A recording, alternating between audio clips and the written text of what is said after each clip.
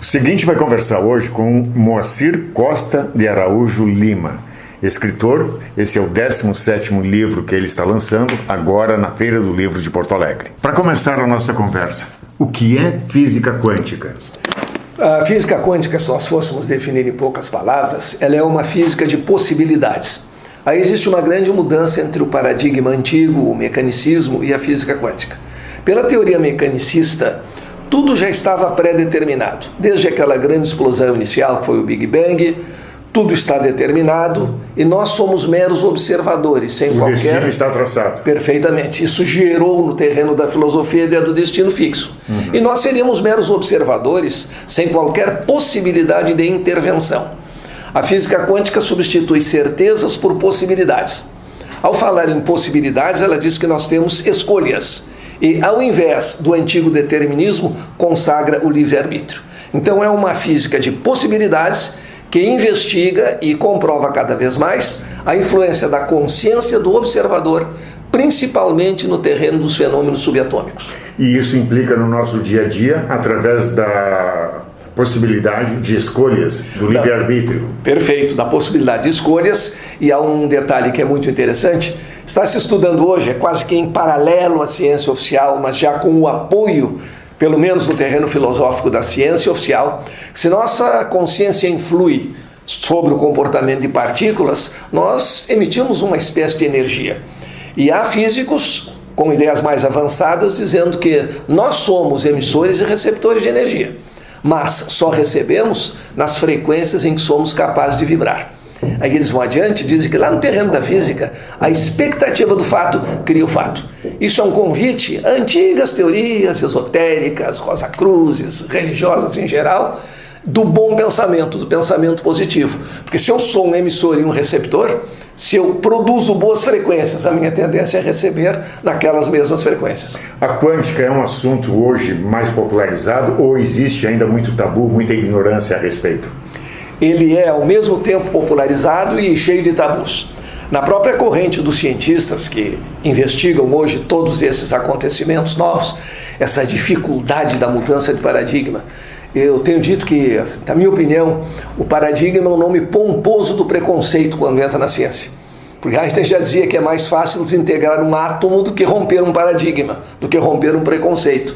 Então há uma divisão dentro da física no que diz respeito à interpretação. Por incrível que pareça, há um grupo que diz que não precisa interpretar nem deve interpretar nada, e outro que quer interpretar.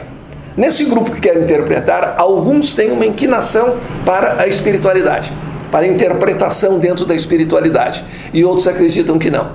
O interessante é que nessa física desapareceram os conceitos absolutos.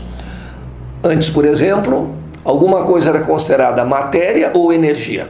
Einstein já rompeu essa fronteira. Matéria e energia são manifestações diferentes de uma mesma substância raiz, de um mesmo fenômeno básico. E o átomo pode se comportar como partícula ou como onda. E quem rege isso? A consciência do observador. De acordo com a pergunta que nós montamos, nós voltamos a Anaximandro, na Grécia, quando dizia o importante é perguntar. A natureza responde de acordo com o tipo de pergunta. A pergunta mal feita é mal respondida. Negar ou discutir, admitir a possibilidade de raciocinar. De qual grupo o senhor faz parte? Eu pertenço ao grupo que é rebelde em relação àquele manifesto de Copenhagen, que Schrödinger, inclusive, chamou de uma decisão covarde. Ou seja, devemos ou não investigar causas. Aí o grupo de Copenhagen: não compete à física pensar em investigar por que as coisas acontecem. Simplesmente descrever como elas acontecem. E já que elas acontecem, trabalhar em cima da possibilidade desse acontecimento. Enquanto outro grupo, que tem mais um espírito filosófico, quer saber os porquês da natureza. Funciona assim. Por quê? Esse grupo também encontra-se dividido entre aqueles que acreditam que, ao buscar o porquê, nós chegaremos a uma causa mais sutil, a uma causa mais espiritual. O grupo que fala na criação descendente, que as coisas vêm do mais sutil para o mais denso, e o grupo que acha que não, que isso será explicado como funcionamento do cérebro mais dia menos dia, embora hoje não haja nenhuma teoria no campo da materialidade das coisas capaz de explicar esses fenômenos. Mas o fato de não existir hoje não quer dizer que não possa surgir, e deve surgir breve. Com formação superior em Física e Direito, o senhor tem 3 pós-graduações em Física e um mestrado em Linguística Aplicada. Lecionou Física e Direito em escolas, cursos pré-vestibulares e pelo menos uma universidade. Como é que a quântica entrou na sua vida? Bom, a quântica sempre foi uma preocupação minha, sempre foi algo que me atraiu. Porque, naturalmente, quando comecei a estudar física, na escola, no antigo ginásio e depois no científico, falava-se na física mecânica newtoniana e nada mais. E eu sempre tive uma curiosidade de fazer conexões entre a ciência e a espiritualidade, não no sentido de um proselitismo religioso, mas no sentido amplo da espiritualidade humana, que nós somos algo mais do que uma simples carcaça material, e encontrando argumentos dentro da própria física, lei de causa e efeito, ou seja, não existe um efeito sem uma causa, pensando que os fenômenos inteligentes se devem a causas inteligentes, e por aí fui avançando numa especulação filosófica sobre isso. Quando surgiu aí o estudo da física quântica, que já é do começo do século passado, mas não era popularizado. Interessante, sempre houve alguma resistência. Quando Einstein ganhou o prêmio Nobel, em 1925, a sua teoria a respeito da luz, dos grãos de luz, ainda não era muito querida no movimento científico. Então, o que ocorreu foi que eles não mencionaram, fizeram uma menção muito breve dessa teoria, mesmo na entrega do prêmio Nobel. E essa física, naturalmente, abriu possibilidades para muitos eventos, para muitas interpretações, e acontece algo que, ao mesmo tempo, pode ser positivo ou não. Quando a palavra entra na moda, muitas pessoas se apropriam dela sem ter a menor noção. Então, a gente que diz coisas do tipo, mas nós acreditamos mesmo na física quântica ou não? Primeiramente, não é uma questão de crença, é uma questão de ciência. Agora, a interpretação, sim. E a interpretação é o grande mecanismo, né? E as pessoas estão sabendo interpretar? Elas estão interpretando de acordo com seus pressupostos culturais.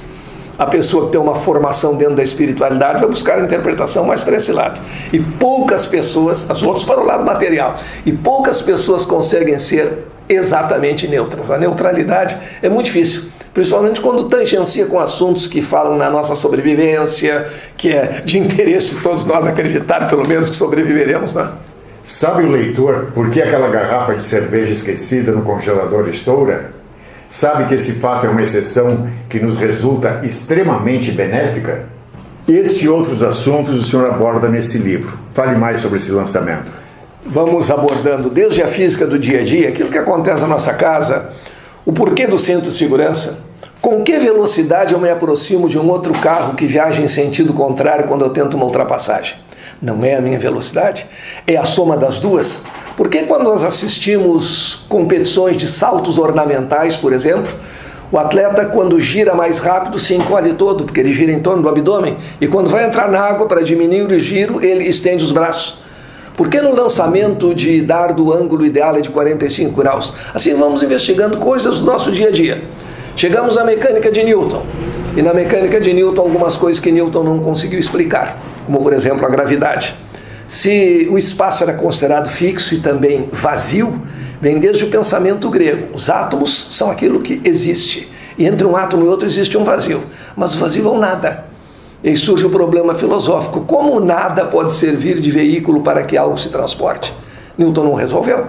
Não resolveu o problema da gravidade. Então isso foi avançando. Chegamos a Einstein, com 4 teorias que revolucionaram a física num mesmo ano, em 1905. Quando ele, não aceito para lecionar nas universidades, era despachante do departamento que tratava de patentes no governo da Suíça e despachante de 3ª categoria. Aí vem a teoria da relatividade geral, teoria da relatividade especial, nós entramos nos mistérios do tempo. Tempo e espaço são uma espécie de membrana que se dobra, que pode ser dividida dentro de um certo limite, e chegamos depois aos eventos da física quântica. Influência da consciência e os chamados enigmas da ciência contemporânea. Tudo isso aí. E claro, procurando trazer numa linguagem acessível. Pois é, os exemplos que o senhor colocou são coisas do cotidiano. Do cotidiano. Eventualmente a gente utiliza algumas fórmulas, que pode pular, quem não gosta de fórmula, vai dar para entender da mesma maneira. E eu tive uma preocupação, uma espécie de inspiração. Do meio para o final do livro, eu criei um mundo para onde uma personagem estudiosa de física elevada, onde essas coisas que aqui acontecem só com ultra velocidade, só podem ser observadas em equipamento especialíssimo, fazem parte do dia a dia. Então, como seriam essas coisas do mundo quântico se nós pudéssemos observá-las com as grandes partículas, com os grandes corpos? E aí a explicação fica trazida ao nível do nosso dia a dia. Ao nível do dia a dia. Isso é um livro para quem, inclusive para quem fugiu da aula de física, daquelas fórmulas e equações. Que saiu do seu curso pensando que a física é um conjunto de fórmulas e não um conjunto de ideias.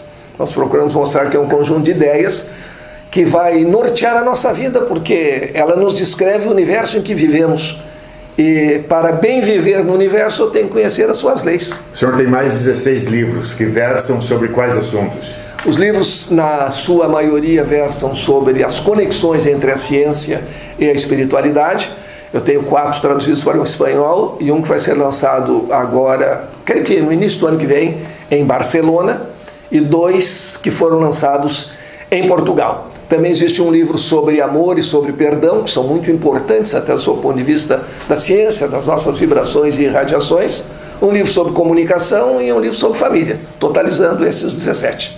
Na 64ª Feira do Livro de Porto Alegre, o seu lançamento desse livro, Quântica e Consciência, é no dia 10, agora sábado, às 15 horas e 30 minutos, mesmo dia em que o senhor tem uma palestra, antes, até, às 14 horas, sobre Quântica e Consciência, o grande encontro. O assunto é o mesmo.